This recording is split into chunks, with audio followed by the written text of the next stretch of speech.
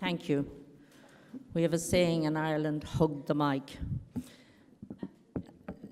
So just in case the middle door is open, thank you and good morning, everybody. I'm passionate about human rights, the rights of people living with dementia. I believe it is one of the most pressing rights issues we have. I never thought I would be standing here in front of you fighting for my own rights and those of people with dementia.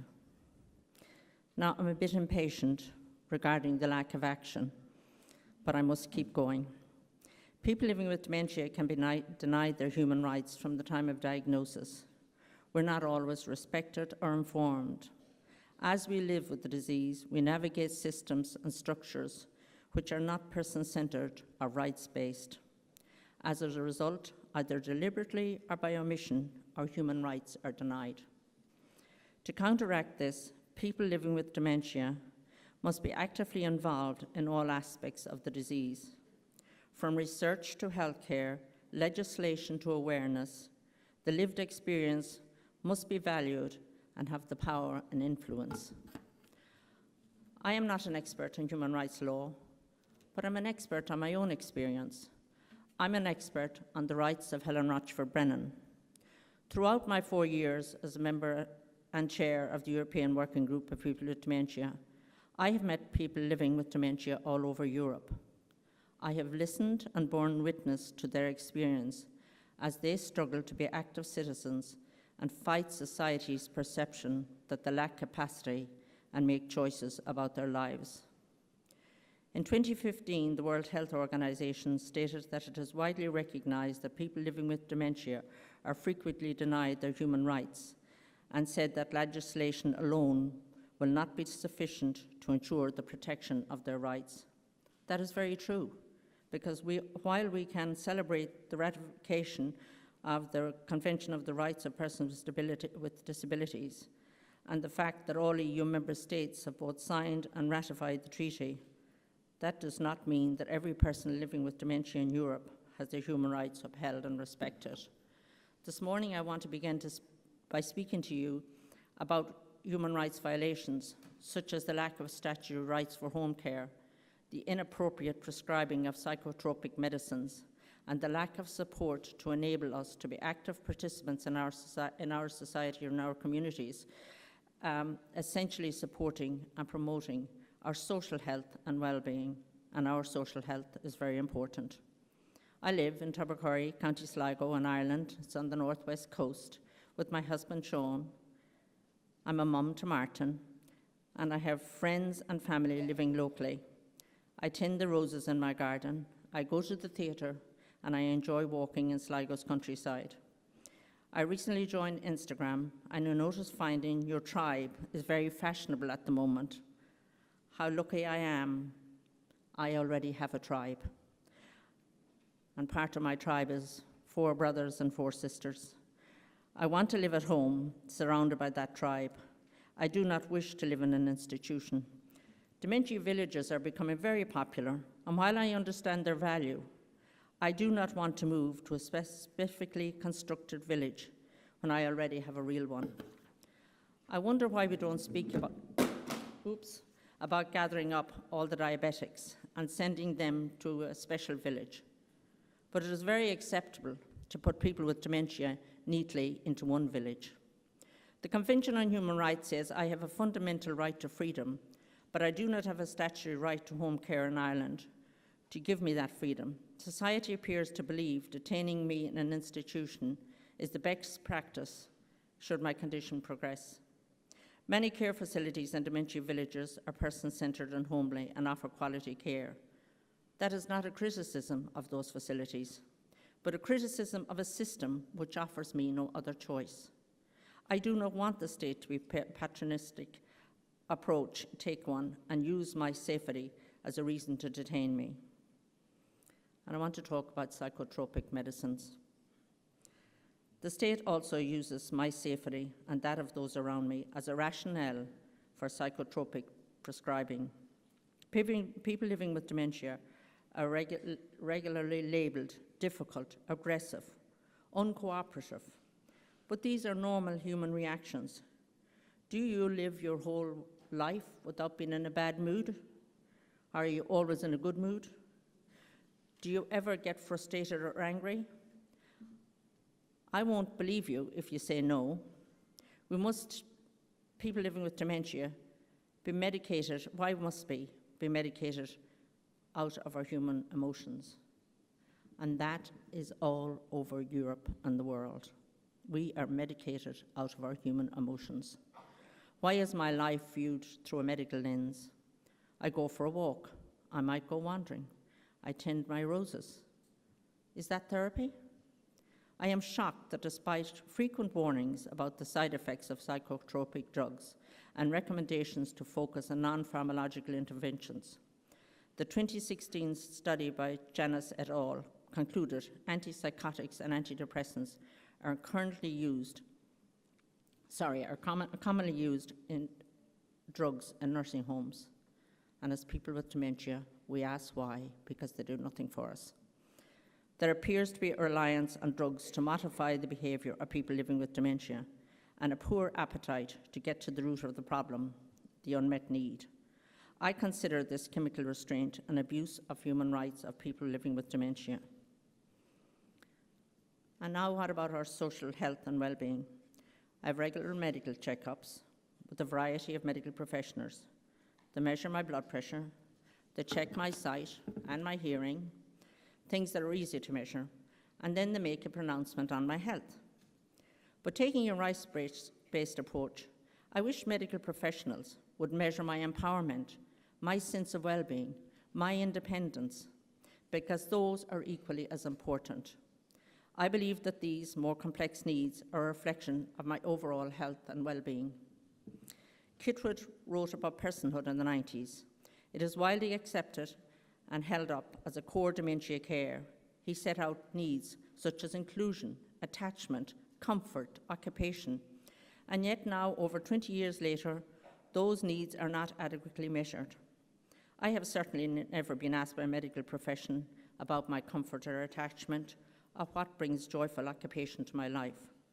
Human rights are natural progression from kids' work, and I find it immensely frustrating that as a community, we cannot stand here today and say people living with dementia across Europe have their personhood valued and considered in their care. Social health focuses on relationships.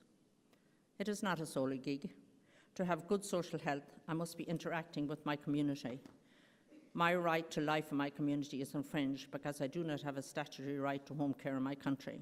My right to participation in social and cultural activities is infringed because not all cultural institutions are aware of the sensory challenges which dementia brings. If I was in a wheelchair, you would not think it unreasonable for me to look for a ramp. Yet a cognitive ramp is not available to many people living with dementia throughout Europe. All of us living with dementia need that metaphorical cognitive ramp. But what I need is different to what others living with dementia need. In order for our human rights not to be infringed, we need bespoke support. So how do we change this? Well, do you have all day? Maybe 5 hours will do. Charles is getting nervous. Today I want to speak about how we begin, by valuing the lived experience. People living with dementia must be actively involved in all aspects of the disease. From research to healthcare, legislation to awareness, the lived experience must be valued and have power to influence. But critically, this engagement must not be tokenistic. Come with appropriate supports and place a value on experts of experience. We have the illness, we are the experts, and we can offer support. But we need support to give it. A non-tokenistic approach, the lived experience, is in vogue. It's trendy. Everybody wants a person with dementia on their board, the steering group, or research panel. Researchers are often granted funding on the basis that they will consult with people living with dementia. But this engagement is only worthwhile if the person is empowered and there is a shared power and decision-making. Researchers must understand that I don't simply want to answer questions. I would like to set the research question. What we want to see is co-design, not a last-minute invitation. And if we take part in a steering group or research panel, we want to know the outcomes. Too often, people living with dementia are asked their opinion or to share the lived experience and have no idea where it goes. What happened next? Did the work influence public policy or share practice? Is there a next step? So we want feedback. I also want you to consider the diversity of the voice of people living with dementia. Ensure that you do not ask only one person living with dementia to give their opinions to tick the box. Europe needs to acknowledge and amplify the diverse voices of those living with dementia throughout the Union. The Helen of 2018 may need an advocate for something different to the Helen of 2020. There are so many types of dementia and people living with the condition who are varying ages with wildly different socioeconomic circumstances and living arrangements. I am heartened by the amount of invitations I receive. I'm a proud member of many committees, steering groups, boards and panels. I'm respected in my community, but not everyone who wishes an invitation has a clear understanding of how to support me properly. People living with dementia need support to disseminate reports and research documents. We need time and space to work and should not be put under pressure. We need a designated person to be our regular contact. We need opportunities to ask questions and discuss material informally before a formal meeting. We also need practical supports with travel and expenses. And sometimes, let me tell you, ladies and gentlemen, that is difficult. They forget that most of us have lost our employment and that we need expenses. And it takes sometimes a very long time to get them. And on behalf of my colleagues, I have to share that with you.